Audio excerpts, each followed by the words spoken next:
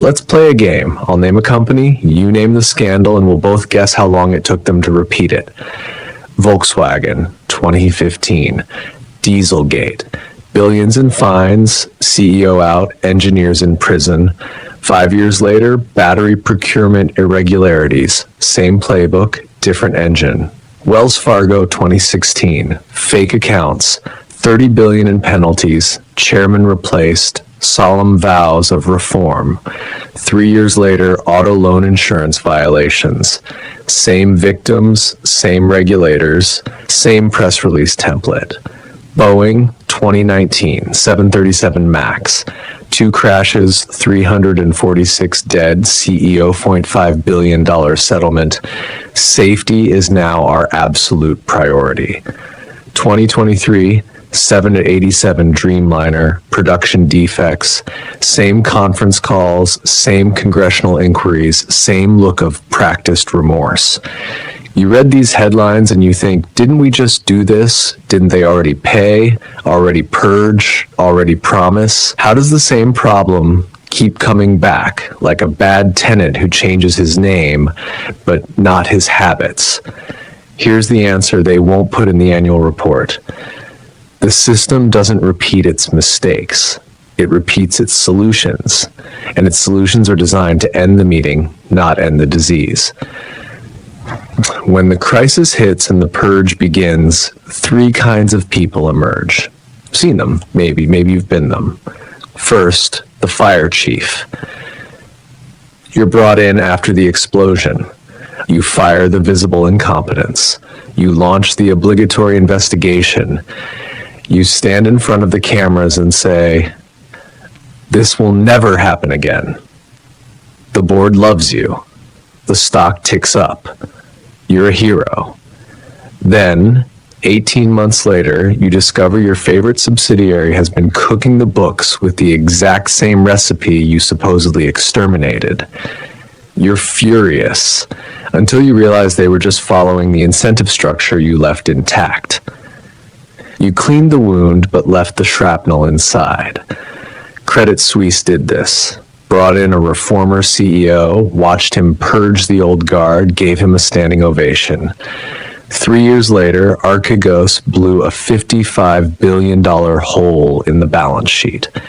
He left with a reputation for crisis management and a permanent asterisk. Couldn't fix the machine, just changed the oil.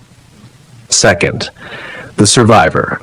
You've been through 2 purges and your name never appeared on any list. You know which projects are radioactive, which executives are untouchable, which compliance rules are enforced, and which are ornamental. You've built a beautiful airtight liability shelter.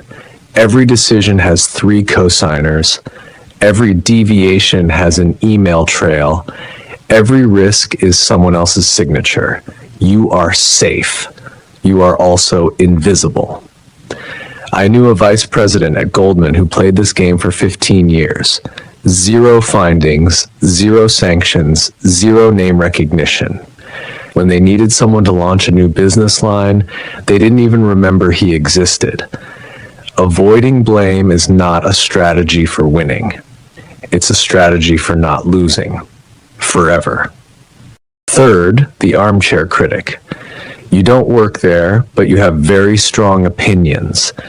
You write the LinkedIn essays, toxic culture, short-term incentives, board failure. Your takes are clean, your logic is airtight, your comment section is full of people congratulating you for being the only one who sees the truth. Here's the uncomfortable part.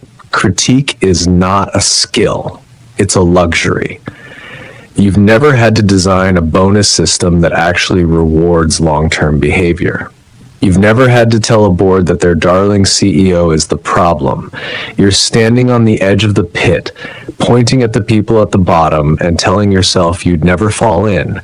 You don't know that. The pit is deeper than you think, and your turn on the ledge isn't guaranteed. So if purges don't work, if survivors don't advance and critics don't build, what's actually happening when the system cleans house? But if you stop here, you'll miss the one crucial step that could change the entire game. The next move might be the key to navigating this maze without becoming a pawn in the system's reset. Here's the framework. 4 questions. Every time you see a post-crisis purge, run this checklist. But stick around, because after this, we'll reveal a strategy that could change your approach to surviving and even thriving in an organization that never stops purging. 1. Did the power structure change? Not just the faces, but the very boundaries. Did decision authority move? Did reporting lines shift, or did they just swap one vice president for another with a slightly better press conference manner? If the answer to this is no, the purge was just a show, and the same players are still pulling the strings behind closed doors. Or did they just swap one vice president for another vice president with the same job description and a slightly better press conference manner? Same niche, same species. 2. Did the incentive math change? If salespeople still get million-dollar bonuses for hitting quarterly numbers, you can fire 1,000 salespeople and the 1,001st will commit the same violation. Wall Street proved this in 2008, then proved it again in 2021. Behavior follows payout, always. 3. Did the rule elasticity vanish? Can compliance still look the other way for high performers? Is materiality still a dial that gets turned depending on who's sitting in the review chair? Selective enforcement isn't a bug in the system. It's the system's favorite feature. 4. Did the cognitive frame unlock? Did they admit we had bad processes, or they admit we had a bad way of seeing? Process vulnerability is a technical problem. We punish people who bring bad news is a cultural pathology. Volkswagen changed their compliance manual. They kept the slogan that said, "Leaders must achieve targets," just made the font smaller. If the answer to all 4 is no, congratulations. You've just witnessed a sacrificial ritual, not a reform. The offering was made, the gods are appeased, the village returns to work. The termites are still in the walls. Now, here's the shift that changes everything.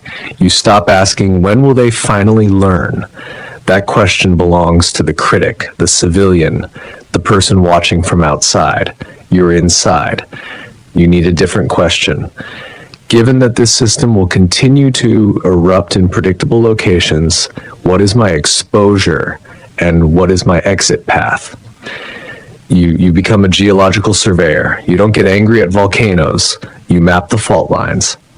Step 1, draw your organization's eruption history, not the official timeline, the real one, and pay close attention to the fault lines. They might be closer to you than you think. Which departments have been restructured 3 times in 5 years? Which metrics trigger investigations but never get changed? Which roles have the highest turnover and which roles are permanently immune? Fault lines don't lie. They rupture at the same coordinates every time. Step 2, locate yourself on the map. Are you standing on the fissure? Is your bonus tied to the metric that everyone knows is broken but no one is allowed to question? Is your mentor the executive whose name keeps appearing in footnotes? Geologists don't build vacation homes on active volcanoes.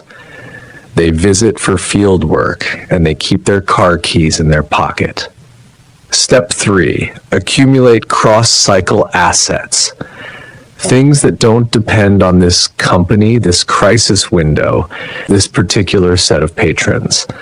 Certifications that travel, reputations that aren't company specific, knowledge that works in any industry, any economic phase, any regime.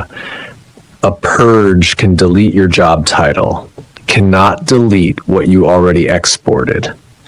The system never stops purging because it never stops producing pathology. The real question is, when the next purge comes, will you be on the receiving end, or will you finally have the upper hand? Each crisis is a debt write-off. The problem is removed from the ledger, but the credit line that created the problem remains untouched. So new debt accumulates, new crisis, new write-off, new ceremony. This is not incompetence. This is organizational accounting. As long as write-offs are cheaper than restructuring, the system will keep choosing write-offs. The only variable is how long it takes for the next receivable to become delinquent.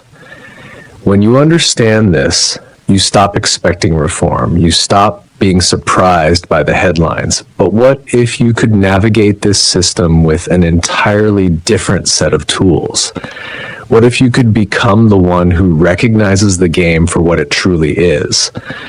You stop asking, how could they do this again, and start asking, who's standing on the fault line this time? Which brings us to a paradox. If the system always sacrifices the people on the fault line, what about the people who never stand there?